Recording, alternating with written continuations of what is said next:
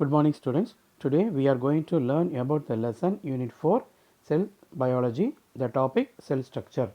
Basically all living organisms are made up of cells.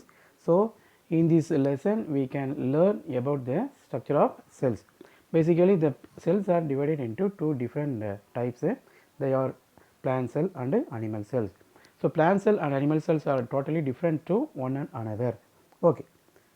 As we have mentioned before, all cells have some common structures. அதாவது இந்த தாவர செல் மற்றும் விலங்கு செல்களில் வேறுபடுகின்ற அளவுகளில் சைஸில் எல்லாத்துலையும் இருந்தாலுமே ஸோ ஒரு சில கேரக்டர்ஸில் என்ன ஆகுதுன்னா காமனாக இருக்குது. அது செல் மெம்பரேன், சைட்டோபிளாசம் அண்ட் நியூக்ளியஸ். அதாவது நியூக்ளியஸ் வந்து பார்த்திங்கன்னா நம்ம தெளிவாக இருக்கிறதும் தெளிவாக இல்லாததும் வச்சு நம்ம வந்து யூகேரியோட்டிக் செல்ஸ், ப்ரோகேரியோட்டிக் செல்ஸ்னு சொல்லுவோம்.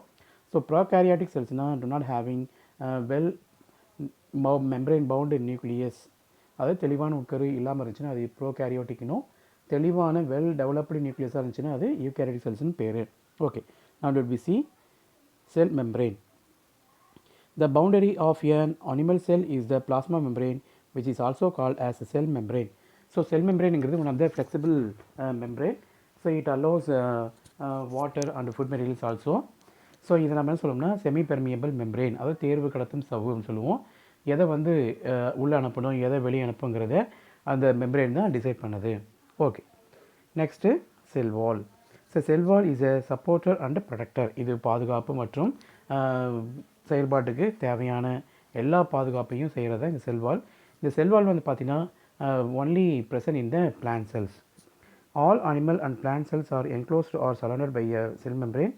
as you learn before. எல்லாமே ஏற்கனவே நம்ம தாவர செல்லையும் விலங்கு செல்லையும் பிளாஸ்மா மெம்பரேனால தான் கவர் பண்ணியிருக்குன்னு சொல்லி படிச்சிருப்போம். However, as you might have noticed previously that animal cells often have an irregular shape.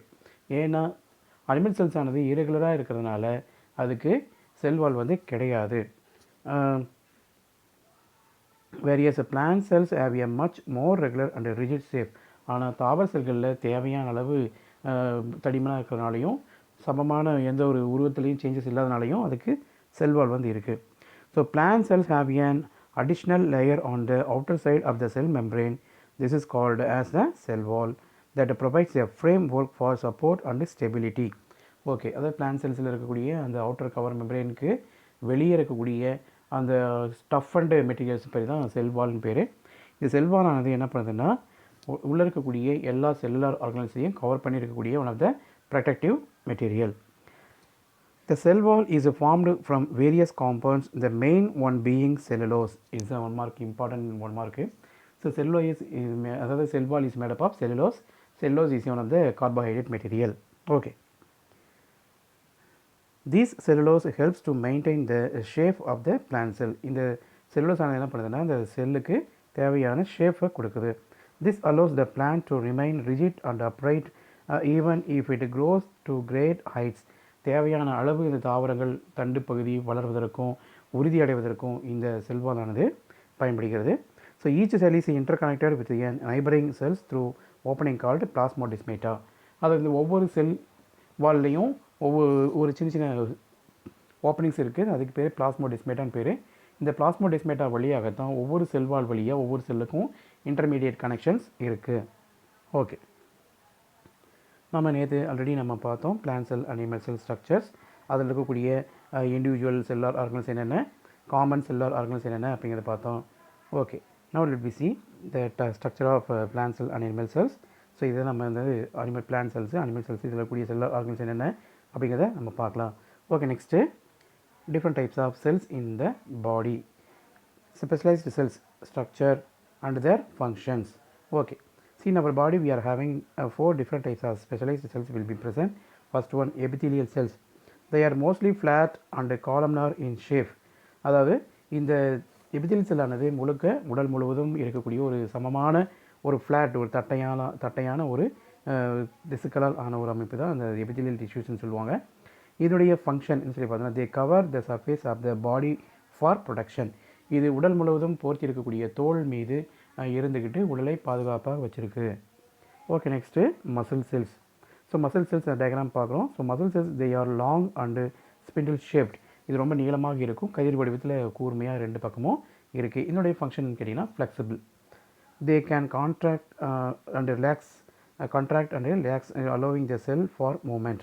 அதாவது இந்த செல்லானது மூமெண்ட்டாக சுருங்குவதற்கும் விரிவதற்கும் தேவையான அந்த இருக்கிறனால தான் இதனுடைய தசை செல்கள் கூர்மையாக இருக்குது. Next nerve cells. The body of nervous cell is branched with an elongated nerve fiber.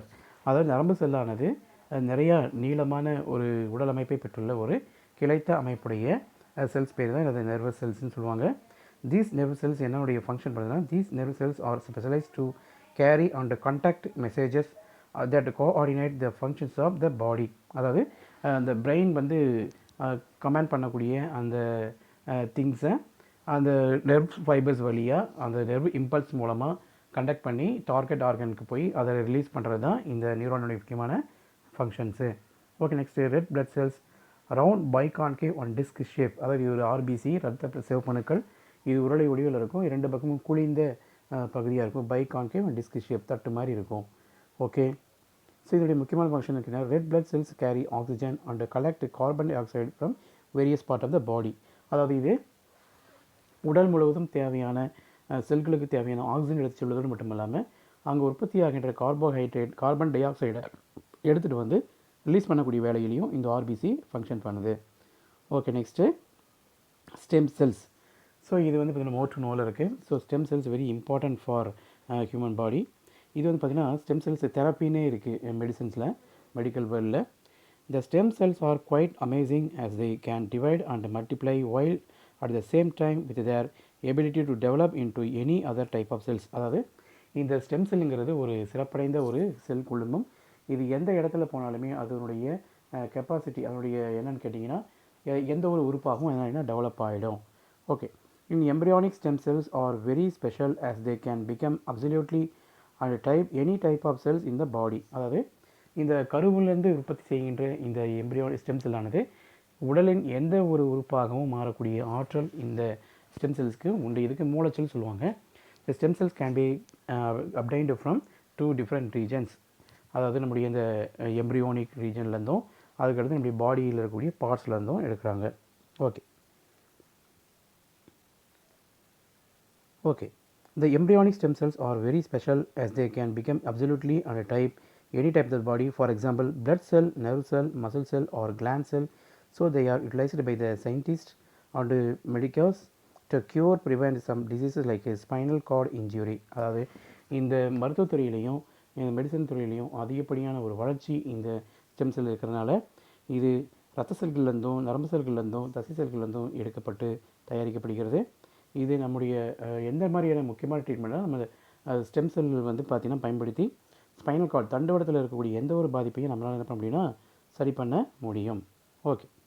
Okay, next சைட்டோபிளாசத்தை பற்றி அடுத்த கிளாஸில் நம்ம டிஸ்கஸ் பண்ணலாம். தேங்க்யூ.